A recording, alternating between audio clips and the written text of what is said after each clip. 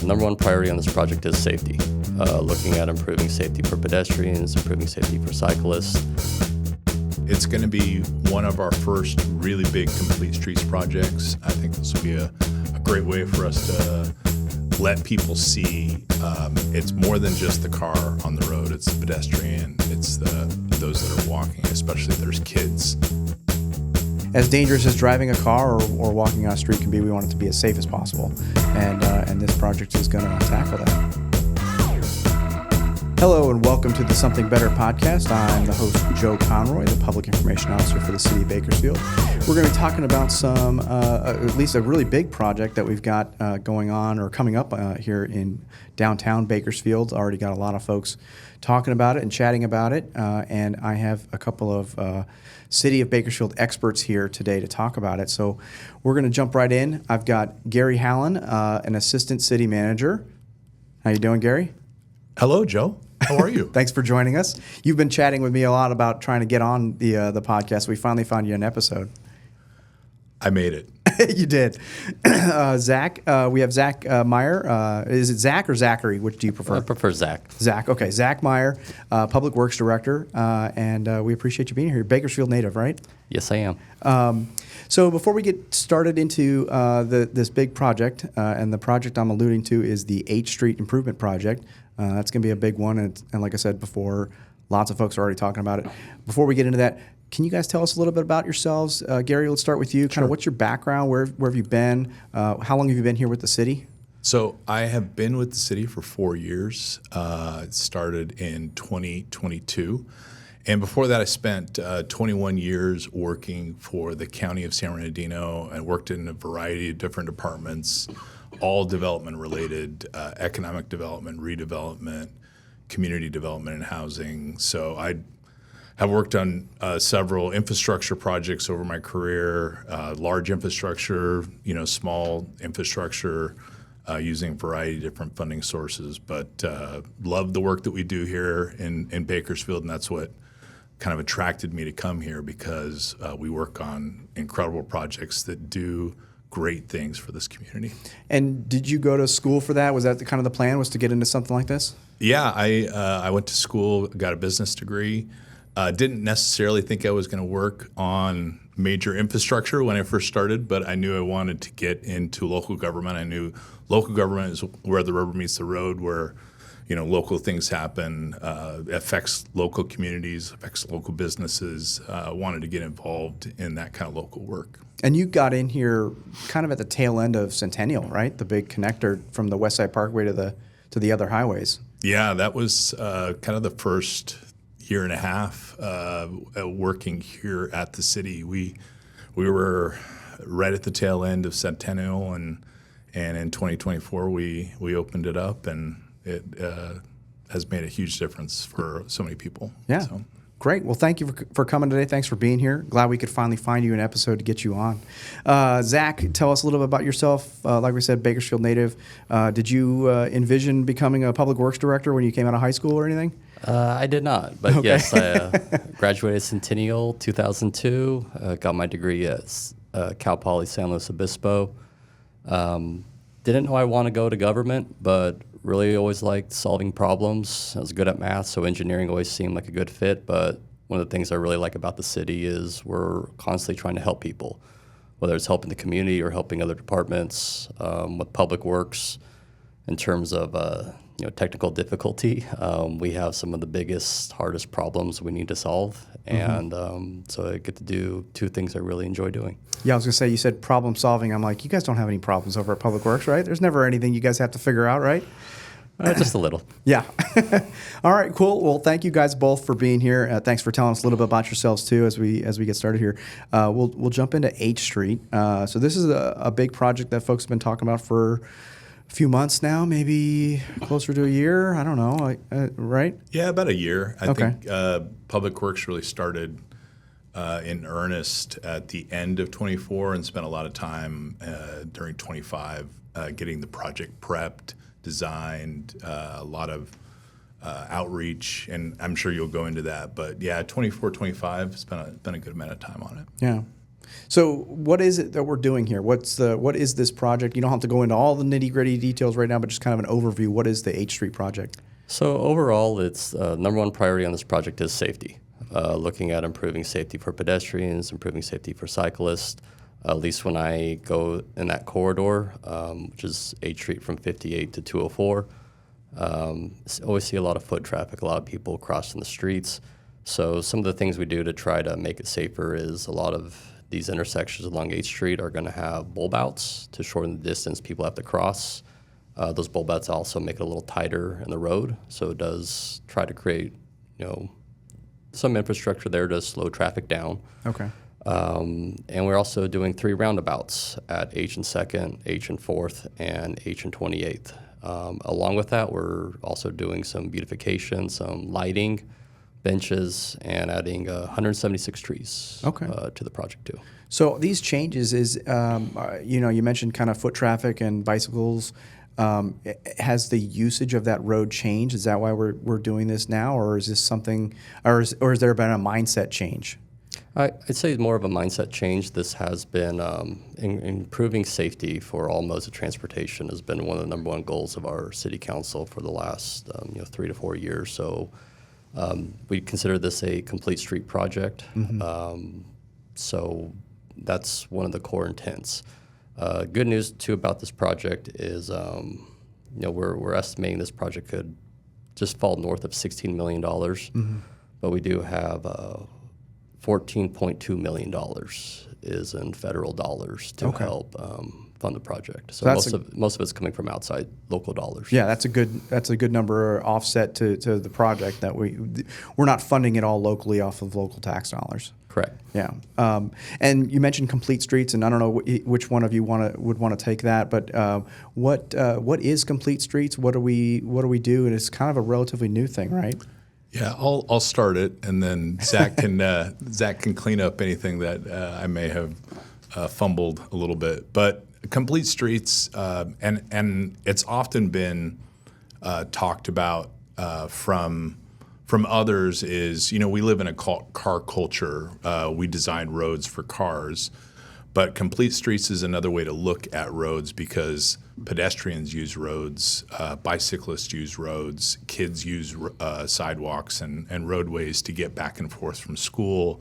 Many people don't have cars. And so thinking of our roadway as a way for people to move throughout the city and complete streets is looking at all of those sectors of mobility, whether it's scooters, bikes, just foot traffic, as well as cars. And so complete streets is as Zach described, it's creating elements on that street that maybe weren't there before because it was only thought of a pathway for a road, and putting additional safety features along that roadway for those other mobility types that use the road. And it's not just H Street; it's the whole city. It's a new policy or mindset, I guess, thinking? Well, it is a change in policy and mindset, but the city does have a complete street ordinance, and so there is a criteria that our engineering staff goes through to make sure we're checking a lot of the boxes that Gary had already alluded to. Yeah. So when this starts, and we'll get to when it starts here in a minute, but once it does start, what are some changes that people should expect to see once this is completed? I think you mentioned a couple of them already. Yeah, so I think the biggest change is most of H Street is a 2-lane road in both directions, so a total of 4 lanes. We are eliminating one of the travel lanes in each direction, so it'll go from a 4-lane road down to a 2-lane road overall, but we are keeping in a left center turn lane. Okay. So you do see that as you're going down H Street, you may want to make a left and you're in the number 1 lane and you're waiting for traffic to clear up to make that turn. Sometimes a queue develops behind you. This way there you can just hop in that left center turn lane and then allows that 1 through lane to continue to work. You're not holding traffic up behind you while you're trying to make a left. Yeah, and so that is probably the biggest change along with the roundabout. So those are like the biggest, probably eye-popping things people would see that drive H Street now that they'll see once the project's done.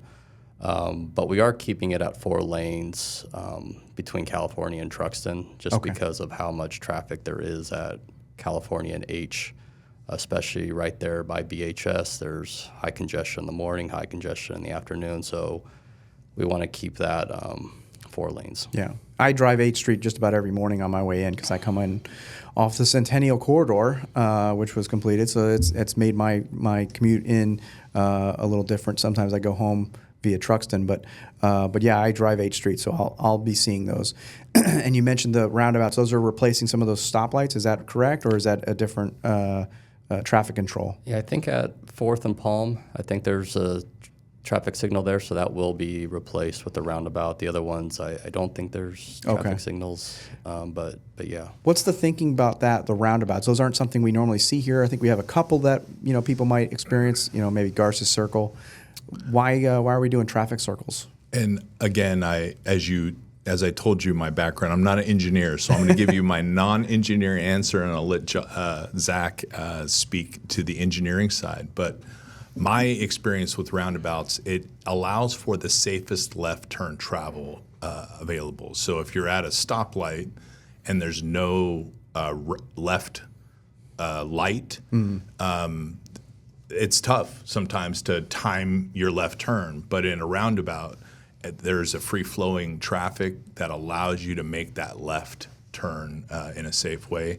There's also, and this goes a little bit to Zach's comment about that free left turn, it allows for that free-flowing traffic. So when you're stopped, it actually is bad for air quality because that's when your vehicle gives off. You're just idling. Yeah, you're just idling. And so if you're free-flowing around some of these roundabouts, it helps with air quality. Okay.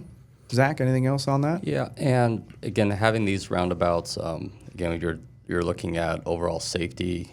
Before, if cars are going straight through an intersection with a green light, they're probably going pretty quickly. Now even if there's no cars in the roundabout, you're still having a DXL going into that roundabout, and you come out the roundabout, you're coming to the other end a little slower than you would have otherwise. So again, if there's any foot traffic or cyclists in that area, that's the safety priority we're looking to accomplish with this project. And also we do get probably more money awarded to us. As Gary mentioned about the air quality of cars stopping and going and burning off more emissions. So we did get $11 million of the 14.2. That's congestion mitigation and air quality dollars. Probably would not have gotten that much to that level if we weren't incorporating roundabouts into this project. So that's the lion's share of it. It's got to be, right? That Yes. 11 million? Yeah.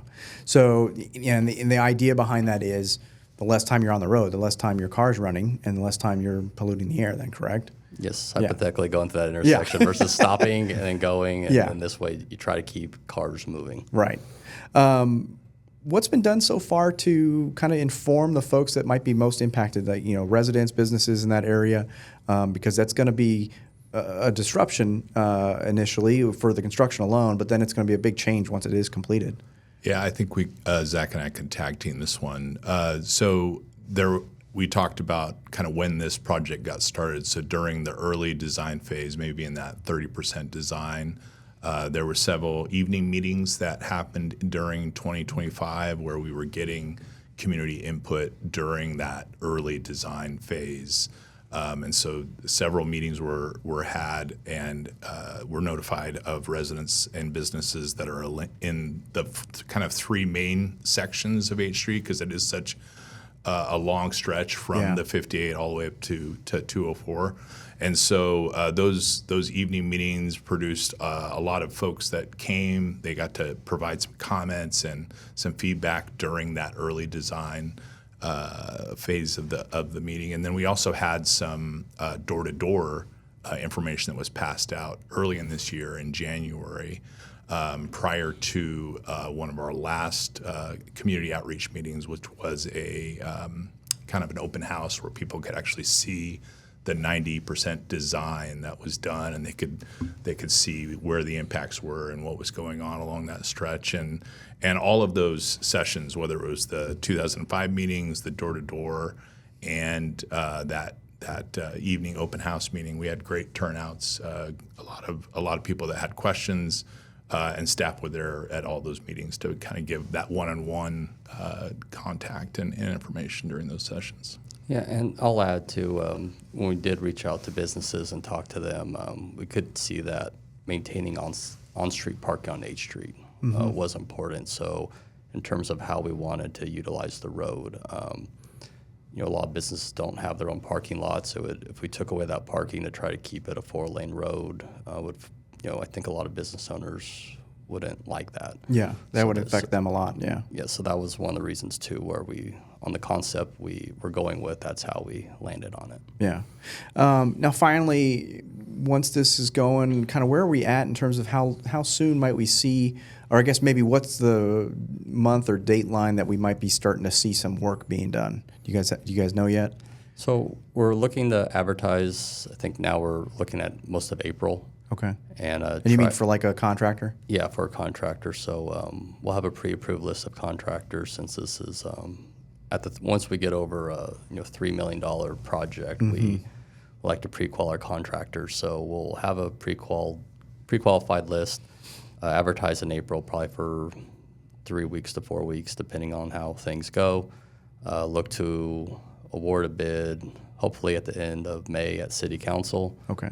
And by awarding that before summer, the expectation is we could start doing some construction work in the summer with an emphasis around the California and H Street section, because we would like to try and do as much work in that area before school starts. Yeah, because BHS is right there, and there's always, I know when I'm driving in, I always see kids coming in and traffic driving that way and that sort of stuff. So we want to avoid impacting that as much as possible, right? Absolutely. Yeah. Gary, anything else? Any other thoughts on this project? No, I mean, this is it's going to be one of our first really big complete streets projects. I know we're gonna have another round of discussions about future complete streets projects, but this is our first big one. We're excited about it. I think this will be a great way for us to let people see it's more than just the car on the road. It's the pedestrian. It's those that are walking. Especially there's kids. Yeah. We've talked about the school kids, but there's also an elementary school in that section, not necessarily on H Street, but elementary school kids use that Palm 4th Street crossing, and then there's a charter school just right north of Truxton, between Truxton and the Fox Theater, that we see kids using that roadway a lot. So it's really about safety. We want to see improved safety. We know we need it, and we're excited to see it. Yeah, we always want to make sure everybody using the road is safe and protected, and just to make sure everybody can use it the right way, and that nobody's in any more danger than just using the road in general. As dangerous as driving a car or walking on a street can be, we want it to be as safe as possible, and this project is going to tackle that. So thank you, gentlemen, for coming in today and joining us on the podcast. We'll wrap up here. So I'm Joe Conroy again. This is the Something Better podcast. And if you like and follow us, you'll make sure you never miss an episode. So we hope you do that, and we'll catch you in the next episode.